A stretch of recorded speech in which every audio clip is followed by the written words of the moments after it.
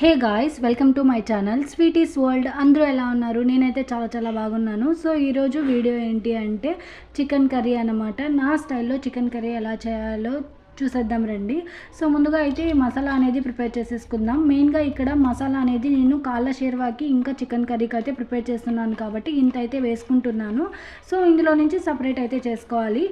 So ముందుగా అయితే ఎండు కొబ్బరి, అల్లం, వెల్లుల్లి ఇంకా పుదీనాను అయితే యాడ్ చేసుకున్నాను. ఆ తర్వాత కొన్ని లవంగాలు, కొన్ని మిరియాలు, అలాగే కొద్దిగా దాల్చిన చెక్కను కూడా వేసుకొని గ్రైండ్ అయితే చేసుకోవాలి. ఇక్కడ గ్రైండ్ చేసుకుందాం అనుకునే లోపు కరెంట్ అయితే పోయింది. సో మళ్ళీ రోట్లోనే దంచుకుంటున్నాము.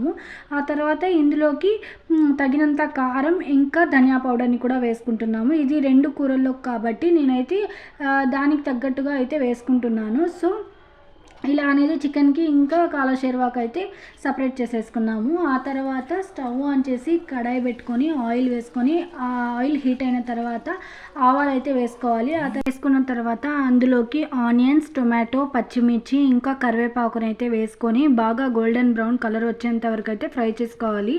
ఇక్కడ నేను ఎప్పుడు చెప్పే విధంగానే మంచిగా మనం ఇదైతే ఎప్పుడు మంచిగా గోల్డెన్ బ్రౌన్ కలర్ వచ్చేంత వరకు ఫ్రై చేసుకుంటే మాత్రం టేస్ట్ అనేది నెక్స్ట్ లెవెల్ ఉంటుంది. ఇదైతే ఎవరు మర్చిపోవద్దు. ఆ తర్వాత ఇందులోకి వాష్ చేసుకున్న చికెన్ అయితే వేసుకొని ఒక 5 to 7 minutes ఆయిల్లోనే మంచిగా ఫ్రై అయితే చేసుకోవాలి. ఆ తర్వాత ఇందులోకి కొద్దిగా పసుపు ఇంకా టేస్ట్కి తగినంత ఉప్పుని కూడా వేసుకొని ఒక 5 to 7 minutes ఇది కూడా అలాగే కలుపుకోవాలి.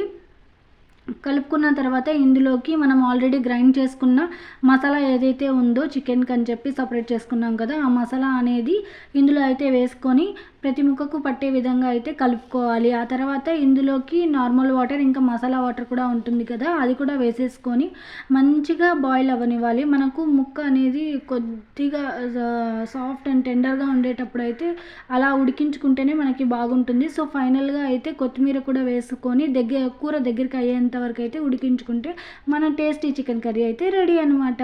అలాగే నా వీడియోస్ కానీ మీకు నచ్చితే please do like, share and subscribe.